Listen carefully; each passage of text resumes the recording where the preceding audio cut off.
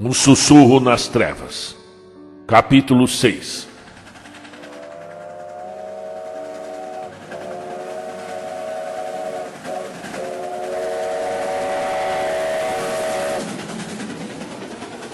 Na quarta-feira parti no horário combinado, levando comigo uma valise cheia de objetos pessoais necessários e dados científicos, entre eles a pavorosa gravação do fonógrafo, as fotografias e toda a correspondência enviada por Eckley.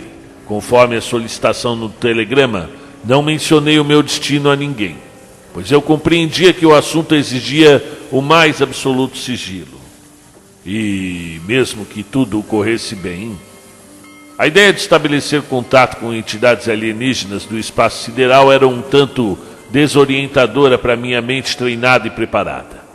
Assim sendo, que efeitos esta aproximação não poderia ter sobre a grande massa de leigos desinformados? Não sei dizer se o meu sentimento dominante era pavor ou expectativa quando troquei de trem em Boston e comecei a percorrer o longo percurso em direção a oeste, deixando para trás as regiões familiares, para ir ao encontro de outras que eu conheci em menor profundidade: Walton, Concord, Ayer, Fitchburg, Gardner, Atoll. Cheguei a Greenfield com 7 minutos de atraso, mas o trem expresso com destino ao norte esperou a conexão. Depois de fazer a baldeação às pressas, senti uma curiosidade falta de ar à medida que os vagões estrondeavam no sol da tarde rumo aos territórios sobre os quais eu sempre havia lido, mas onde jamais havia estado, pois eu sabia estar adentrando na Nova Inglaterra, mais antiga e mais primitiva do que as áreas urbanas e mecanizadas do litoral e ao sul, onde eu havia passado toda a minha vida. Uma Nova Inglaterra ancestral e preservada, livre dos estrangeiros e da fumaça das chaminés, dos anúncios comerciais e das estradas assaltadas, e de todos os outros aspectos da vida tocados pela modernidade. Haveria estranhas remanescências da vida nativa e das profundas raízes que fazem da localidade a mais autêntica evolução do panorama original. Remanescências estas que mantêm vivas as memórias antigas e fertilizam o solo das crenças sombrias, maravilhosas e raras vezes mencionadas. De vez em quando eu via o rio Connecticut brilhando ao sol, e após sair de Northfield, nós o atravessamos. À frente assomavam as crípticas colinas verdejantes. E quando o condutor apareceu, eu percebi que enfim havia chegado a Vermont. O funcionário orientou-me a atrasar o relógio em 1 hora, pois o norte recusava-se a adotar invencionices modernas como o horário de verão. Ao ajustar os ponteiros, tive a impressão de também estar retrocedendo 1 século no calendário. O trem bodejava o rio, e enquanto atravessávamos New Hampshire, pude ver a íngreme elevação do Wantastickt, cercado de inúmeras lendas singulares. Logo ruas apareceram à minha esquerda, e uma ilha verdejante surgiu à minha direita. As pessoas ergueram-se e fizeram fila para descer, e eu a segui. O vagão parou, e desci sob o longo teto da estação de Brattleboro. Olhando para a linha de carros à espera, detive-me por um instante a fim de localizar o Ford de Eckley, mas fui reconhecido antes que eu pudesse tomar iniciativa. Mesmo assim, ficou claro que não foi o próprio Eckley que me recebeu com a mão estendida, e uma solícita pergunta que visava confirmar se eu seria de fato o Sr. Albert N. Wilmot, de Harkan.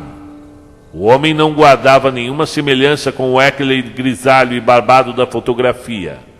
Era alguém mais jovem e mais urbano, vestido segundo a última moda, e ostentando apenas um pequeno bigode escuro. Sua voz erudita tinha nota estranha e quase perturbadora de uma vaga familiaridade, embora eu não soubesse dizer de onde havia escutado antes. Enquanto eu os examinava, Ouvi-o dizer que era amigo do meu futuro anfitrião e que tinha vindo desde Townshend, no lugar dele.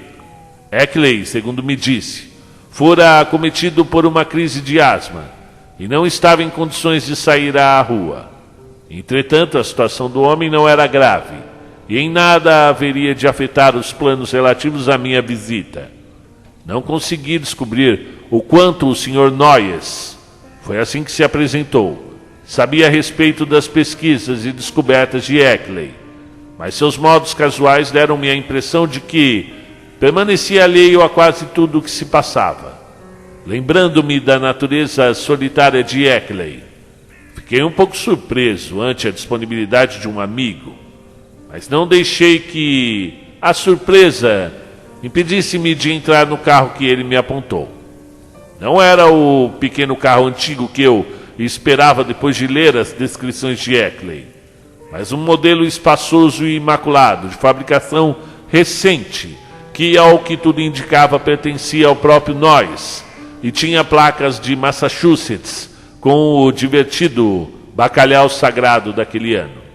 Concluí que o meu guia devia estar passando o verão em Townshend e arredores. Noyes sentou-se ao meu lado e deu partida no carro. Fiquei satisfeito ao perceber que não insisti em conversar, pois uma atenção bastante curiosa levou-me a preferir o silêncio. O vilarejo pareceu-me muito atraente à luz do sol da tarde, quando subimos uma encosta e dobramos à direita para pegar a avenida principal. Tudo parecia adormecido, como nas cidades mais antigas da Nova Inglaterra que lembramos da nossa infância. E algo na disposição dos telhados e coruchelos, e chaminés e muros de tijolo formavam contornos que tangiam as cordas mais profundas da emoção ancestral. Eu sabia estar adentrando numa região meio enfeitiçada pelo acúmulo ininterrupto do tempo. Uma região onde as coisas velhas e estranhas tiveram a chance de subsistir e desenvolver-se porque ninguém as havia perturbado. Enquanto saíamos de Brattleboro, o meu sentimento de inquietude e de mau agouro aumentou, pois uma qualidade vaga no cenário montanhoso com encostas sobranceiras, intimidantes e ameaçadoras de vegetação e granito, insinuava segredos obscuros e remanescências imemoriais que poderiam ou não ser hostis à raça humana. Por algum tempo bordejamos um rio largo e raso que descia as colinas desconhecidas ao norte. E estremeci quando o meu guia afirmou tratar-se do West River. Eu sabia, graças às notícias dos jornais, que aquele fora um dos rios onde os corpos dos mórbidos crustáceos tinham sido avistados depois das enchentes. Aos poucos a paisagem ao redor tornava-se mais selvagem e deserta. Vetustas pontes cobertas projetavam-se de maneira terrível onde, desde o passado, nos espaços entre as colinas e a ferrovia semi-abandonada paralela ao rio, parecia irradiar uma visível aura de desolação. Havia espantosos panoramas de vales vívidos onde se erguiam enormes colinas, nas quais o granito virgem da Nova Inglaterra revelava-se cinza e austero em meio à vegetação que subia até os cumes. Havia desfiladeiros onde os riachos cobriam soltos, levando até o rio os segredos inconcebíveis de 1000 picos inexplorados. De vez em quando surgiam estradas secundárias estreitas e meio escondidas, que atravessavam florestas densas e exuberantes, em cujas árvores ancestrais exércitos inteiros de espíritos elementais poderiam muito bem habitar. Ao vê-las, lembrei das ocasiões em que Eckley fora assaltado por agentes invisíveis na mesma rota, e não me surpreendi ao pensar que tais coisas pudessem mesmo existir. O vistoso e pitoresco vilarejo de Newfen, ao qual chegamos em menos de 1 hora, foi a nossa última visão do mundo que o homem pode com efeito chamar de seu em virtude da conquista e da ocupação absoluta. A partir daquele ponto, abandonamos toda a lealdade das coisas imediatas, tangíveis e temporais, para adentrar um mundo fantástico de realidade silenciosa, no qual o caminho estreito subia e descia e fazia curvas ao sabor de caprichos quase propositais, em meio a férteis pináculos, ermos e vales praticamente desertos. Afora o som do motor e o parco movimento das fazendas solitárias pelas quais passávamos a intervalos esparsos. O único som que chegava aos meus ouvidos era o ruído gorgolejante e insidioso das estranhas águas que corriam de incontáveis fontes ocultas em meio a bosques ensombrecidos. A iminência e a proximidade das colinas abobadadas tirou-me o fôlego. O caráter íngreme e abrupto das encostas era muito mais intenso do que eu havia imaginado, e não parecia ter relação alguma com o mundo prosaico e objetivo que conhecemos. Os bosques densos e ermos, naquelas encostas inacessíveis, pareciam servir de abrigo a incríveis criaturas alienígenas, e tive a impressão de que o próprio contorno das elevações encerrava um significado críptico e esquecido por elmos, como se fossem enormes hieróglifos deixados por uma suposta raça de titãs, cujas glórias vivessem apenas nos sonhos mais belos e mais profundos. Todas as lendas do passado e todas as alegações das cartas e evidências de Eckley ressurgiram na minha lembrança para intensificar a atmosfera de tensão e de ameaça iminente. O objetivo da minha visita e as terríveis anormalidades que postulavam de repente atingiram-me com um calafrio que por pouco não me fez esmorecer. O objetivo da minha visita e as terríveis anormalidades que postulava de repente atingiram-me com um calafrio que por pouco não fez esmorecer o meu ardor por estranhas descobertas. O meu guia deve ter notado a minha inquietude, pois quando a estrada ficou mais rústica e mais irregular, e o nosso progresso mais lento e mais sacolejante, expandiu os comentários ocasionais em fluxo discursivo mais constante. Falou sobre a beleza e o caráter pitoresco da região, e revelou algum conhecimento sobre os estudos folclóricos do meu futuro anfitrião. Com as educadas perguntas que me dirigiu, demonstrou saber que a minha visita tinha algum propósito científico, e que eu tinha comigo dados relevantes, mas não deu nenhum sinal de cogitar a profundidade e o espanto inerentes ao conhecimento que Eckley, enfim, havia obtido. Os modos de Noyes eram tão afáveis, normais e refinados, que seus comentários deveriam ter me transmitido calma e serenidade. Mas, por estranho que pareça, senti-me ainda mais perturbado enquanto avançávamos aos solavancos pelo caminho em direção à natureza virgem e inexplorada, de colinas e bosques. Às vezes o homem parecia estar me pressionando a fim de sondar o meu conhecimento em relação aos monstruosos segredos da região. E a cada nova frase a familiaridade vaga, provocativa e fugaz em sua voz aumentava. Não era uma familiaridade comum e sadia, apesar da natureza completamente normal e erudita da voz. Por algum motivo, eu associava a pesadelos esquecidos, e sentia que podia enlouquecer caso eu reconhecesse. Se houvesse algum pretexto razoável, acho que eu teria desistido da visita. Mas da maneira como foi, a ocasião não se apresentou, e ocorreu-me que em breve uma conversa analítica e científica com Eckley poderia ajudar-me a recompor minhas emoções. Além do mais, havia um estranho elemento na beleza cósmica do cenário hipnótico por onde subíamos e descíamos de maneira fantástica. O tempo havia se perdido nos labirintos às nossas costas, e ao redor estendiam-se apenas as ondulantes encostas em flor, saídas do reino das fadas, e graça ressurgida de séculos extintos. Bosques primevos, pastos imaculados repletos de alegres flores outonais, e a intervalos esparsos, pequenas fazendas pardas aninhadas entre árvores, enormes árvores sobre precipícios verticais, de gramados e espinheiros fragrantes. Até a luz do sol adquiria um encanto sobrenatural, como se uma atmosfera ou clima peculiar envolvesse toda a região.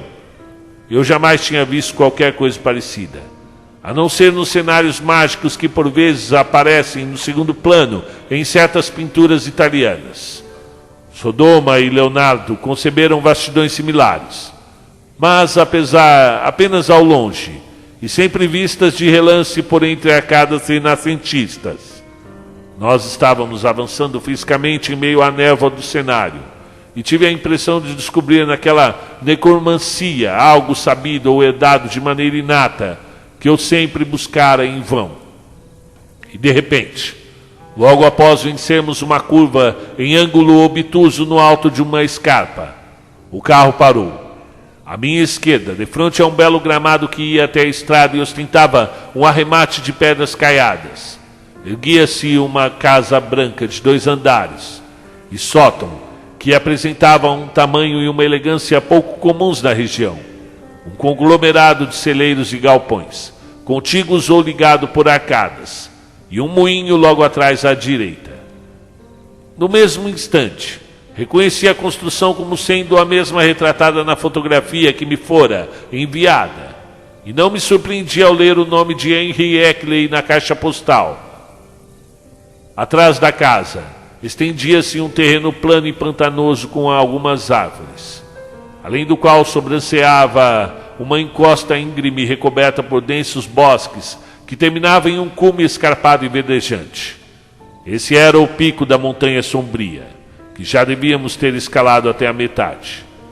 Após descer do carro e pegar minha valise, Noyes pediu que eu aguardasse, enquanto entrava na casa para informar a Eckley que eu havia chegado. Acrescentou que também tinha negócios importantes em alguma outra parte, e portanto não se demoraria mais do que alguns instantes. Enquanto ele seguia pela estradinha até a casa, eu também desci do carro, pois queria esticar as pernas antes de entabular uma conversa sedentária. Meu sentimento de nervosismo e tensão chegou ao ápice quando me vi no local de mórbido cerco descrito de forma tão assombrosa na correspondência de Eckley. E honestamente temia as discussões que haveriam de abrir-me as portas de um mundo alienígena e proibido. O contato estreito com elementos absolutamente bizarros muitas vezes inspira mais terror do que enlevo. E não me animei ao pensar que aquela mesma estrada poeirenta fora o lugar onde Eckley encontrou rastros monstruosos e aquela fétida Senie esverdeada após noites sem lua de terror e morte. Notei que nenhum dos cães de Eckley parecia estar lá. Será que os havia vendido assim que as criaturas siderais propuseram uma trégua?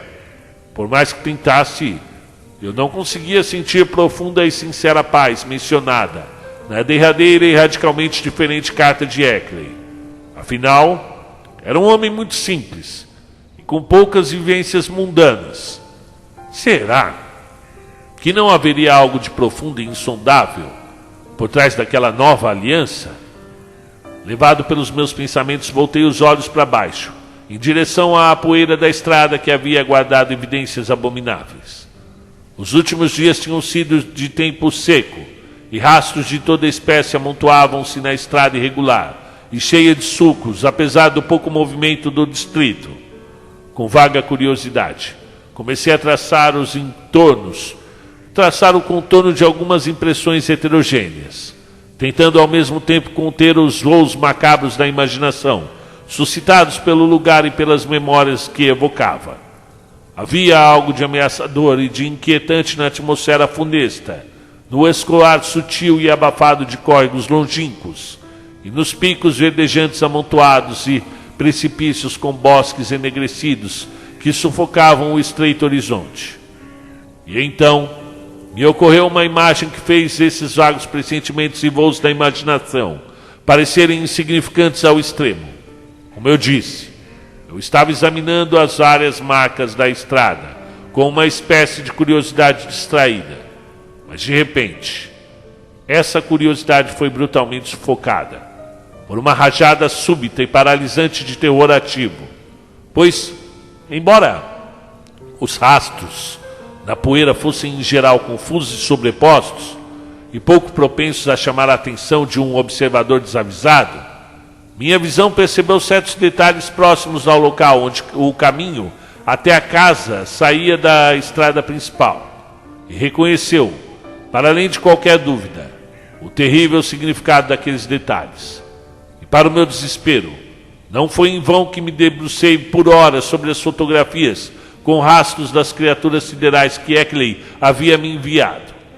Eu conhecia muito bem as marcas deixadas por aquelas garras horripilantes e a incerteza sobre a direção do movimento que marcava aqueles horrores, como nenhuma outra criatura deste planeta. Não restava a menor chance de um engano misericordioso. De fato, lá estavam materializadas diante de meus olhos, e com certeza deixadas não muitas horas atrás. Pelo menos 3 marcas que se destacavam pelo caráter blasfemo em meio à surpreendente pletora de rastros indescritíveis que pareciam ter percorrido os 2 sentidos do caminho até a residência de Eckley.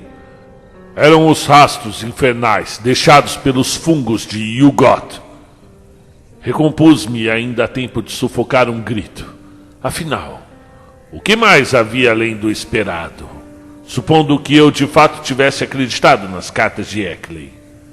Ele havia falado sobre fazer as pazes com as criaturas. Nesse caso, seria mesmo estranho que algumas delas tivessem lhe feito uma visita, independente da resposta. O terror foi mais forte. Afinal, seria justo esperar de um homem que não se abalasse ao ver pela primeira vez as marcas deixadas pelas garras de seres oriundos de longínquos abismos siderais. Nesse exato instante, vi Noyes sair pela porta e aproximar-se com um passo apressado. Pensei que eu precisava me controlar, pois tudo indicava que o meu novo amigo não soubesse de coisa alguma em relação às investigações mais profundas e mais impressionantes levadas a cabo por Eckley. Eckley, segundo Noyes me informou, estava feliz com a minha chegada e pronto para me ver, mas a súbita crise de asma não permitiria que fosse um anfitrião muito hábil nos dias a seguir.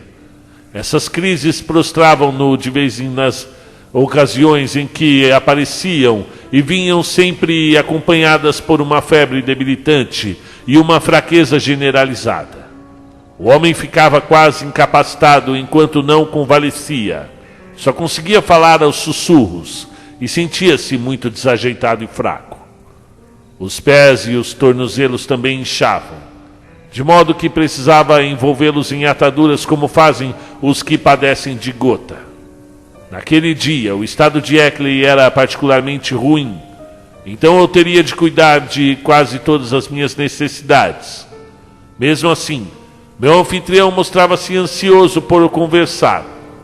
Eu o encontraria no estúdio, à esquerda do corredor de entrada, o aposento com as cortinas fechadas. Era necessário manter o cômodo às escuras durante os períodos da doença, pois seus olhos ficavam muito sensíveis. Depois que Noyes se despediu de mim e acelerou rumo ao norte, comecei a caminhar vagarosamente em direção à casa. A porta fora deixada entreaberta para mim, porém antes de eu entrar, lancei um olhar inquisitivo ao redor, tentando decidir o que me havia inspirado uma estranheza tão profunda naquele lugar. Os celeiros e galpões pareciam tanto prosaicos, e percebi o Ford decrépito de Eckley no abrigo amplo e desprotegido. Foi quando desvendei o motivo da estranheza. Era o silêncio total. Via de regra, uma fazenda tem pelo menos os murmúrios de alguns animais. Porém, lá, todos os sinais de vida estavam ausentes. O que havia acontecido às galinhas e aos porcos? As vacas, que segundo Eckley haviam me dito, eram numerosas, poderiam muito bem estar fora do pasto, e os cães poderiam ter sido vendidos, mas a total ausência de cacarejos e grunhidos era muito singular. Não me detive por muito tempo no caminho, mas cruzei o limiar cheio de resolução e fechei a porta atrás de mim. Essa operação custou-me um considerável esforço psicológico. E assim que me vi encerrado no interior da residência, tive um impulso momentâneo de bater em retirada. Não que o lugar apresentasse quaisquer sugestões visuais sinistras. Pelo contrário, eu achei que o gracioso vestíbulo em estilo colonial tardio demonstrava muito bom gosto, e admirei-me com o requinte do responsável da decoração. O que me inspirou o desejo de fugir foi algo muito tênue e indefinível. Talvez tenha sido um certo cheiro peculiar que imaginei ter captado, embora eu soubesse muito bem que odores de mofo são comuns, até mesmo nos melhores casarões antigos. Fim da parte 6.